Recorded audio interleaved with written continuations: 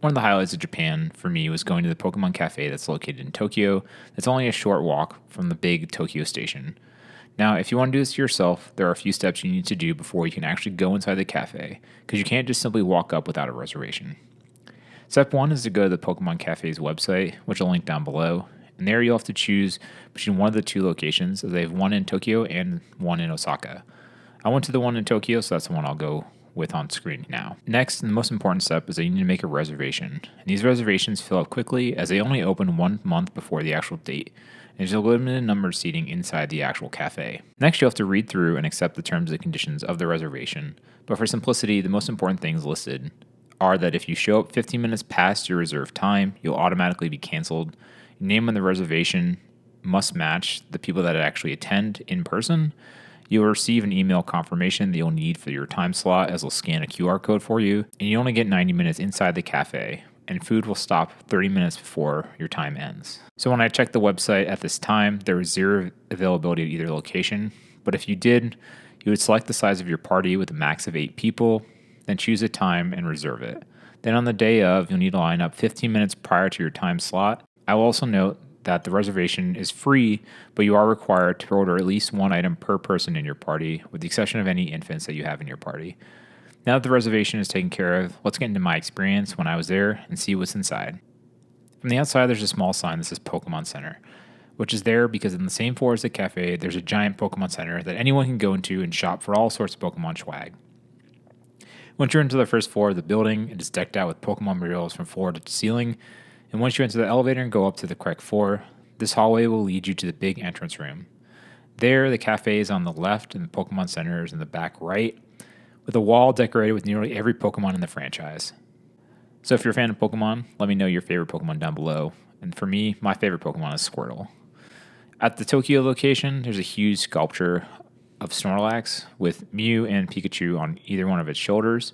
But if you visit the one in Osaka, it has the 3 legendary birds from the Kanto region, that being Articuno, Zapdos, and Moltres. Now for our time slot, as I said, we had to line up 15 minutes prior to our time, and they were seated in our pre-selected seats. We had chosen to sit in the Snorlax section of the cafe, which is actually next to the window, that gave us a full view of the cafe. But the other sections were the Jigglypuff, the Pikachu, Lapras, and Eevee. And I will say, after experiencing the cafe, I would suggest sitting in either the front end of the Pikachu, Lapras, or Eevee section, as you'll see why later on in this video. Now to order food and drink, everything is on a tablet at your table, and you'll select what you want and it'll be brought to you once it's ready. This is very similar to how conveyor belts are usually done. The first thing we ordered was this Eevee meal plate, which was a piece of bread, some kind of chowder, 2 french fries, and it was served on an Eevee-shaped plate. And of course, the bread was a female Eevee, as you can see it by the design on the tail. I paired this meal with a Confused Ray Gengar smoothie that was like grape flavored and had these glowing eyes inside of it. It came with the option to upgrade the drink to keep the glass and include the same cup, but it would be brand new and you pick it up at the end of the day. Additionally, when I was here, the Pokemon Cafe was just about to change over from Halloween to Christmas. So that meant inside the Pokemon Center, they had Christmas themed stuff that covered everything from plushies to other things like that. But in the cafe, it was still Halloween themed. That meant there was a Halloween placemat at our table with all the Pokemon being in costume. And when we ordered a latte with the Vulpix stencil on top, that Vulpix came with a Halloween themed top hat. Additionally, for every drink you order, you randomly get a themed coaster after selecting something on the iPad from your waiter. We ordered 3 drinks, which meant we got 3 coasters, and that included a Pikachu one, a Gengar one, and a Vulpix coaster. We got that Vulpix coaster when we ordered the iced royalty Eevee latte, and this drink came with whipped cream and Eevee-shaped cookies as well. Now, I'll be honest with you, the food here at the cafe is pretty dry and kind of bland, which is pretty common at any theme cafe, but because they're really just trying to go for the looks from that theme. And a lot of the drinks are pretty sugary, but they're a little bit better than the food. But with all that said about the cafe, the star of the show, one of the main reasons to come here, was about to walk in the door.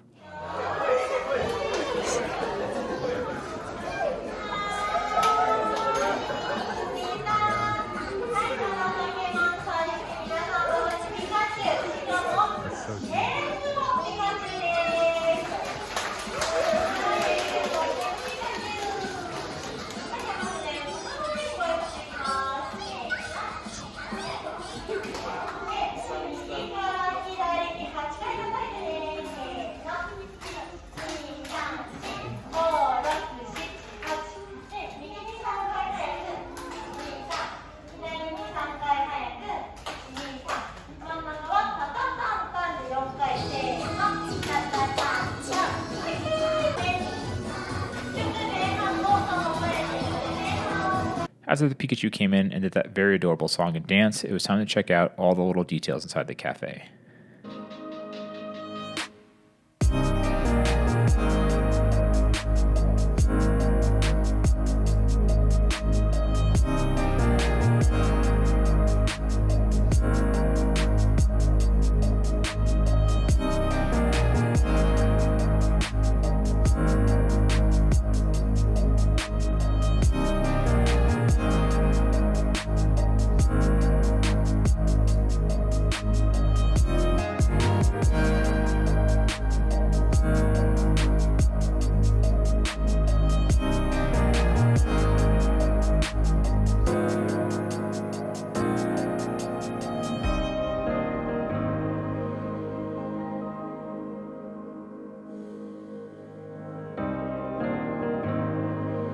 Now with all the food and drink done and our time nearly up inside the cafe, it was time to pick up some souvenirs because all the items inside the cafe are exclusive to patrons of the Pokémon Café. All right, so this is the stuff that I brought home from the Pokémon Café. So the first thing that we kept was the placemats because I really liked the design. I thought it was really cool because it was like Halloween themed. I love the little Gengar, the Pikachu, and stuff like that. So yeah, I mean, we just took these off the table right when we first got there so we could keep them, rolled them up. And I want to like frame these eventually because I thought it was pretty cool artwork. I got 2 of them because, yeah, so they gave us on the table. So I wonder what they would be like in other holidays because I'm assuming this was Halloween themed. I would assume it's like a Christmas theme that's going on probably when this video is published, that they'd be slightly different. It's probably similar kind of stuff to the Pikachu and other plushies I showed from the Pokemon Center. Now, the other thing I got was from there were these 2, I guess, exclusive plushies. So this one first was the Pikachu. I got this one from the one in Tokyo, and they had, Pikachu with different types. They had a Meowth. This is kind of him like cooking up like a curry dish, I think it's supposed to be. I thought it was just adorable. I mean, this one was really cute.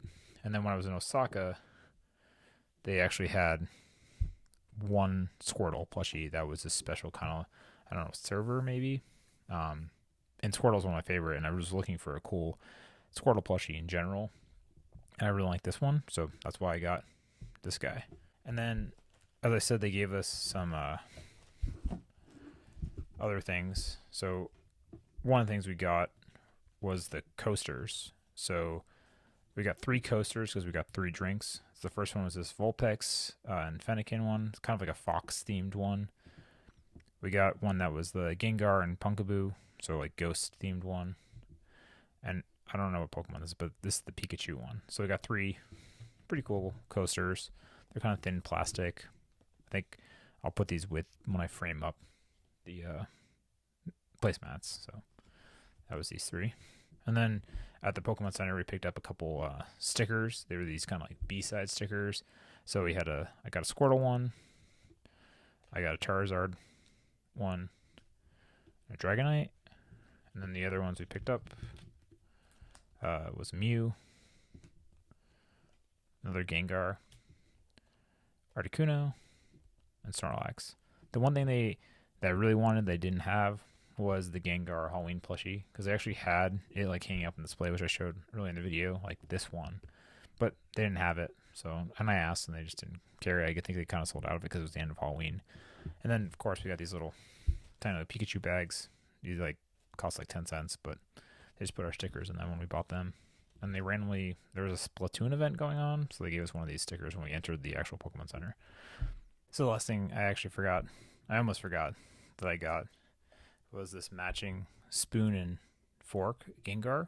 So on the table they actually had the Pikachu ones, but because it was Halloween, they had the Gengar ones, which are pretty cool because it's got him like sticking out, which kind of matched the Gengar slushie that I got to drink with the grapes like flavor. That was kind of cool. The Confused Ray Gengar slushie. So yeah, that's everything I got. Just almost forgot to add that in. Thanks for watching. Have a good one. Let me know down in the comments, would you want to visit the Pokemon Cafe? If you made it this far in the video, please consider subscribing, and I'll see you again soon.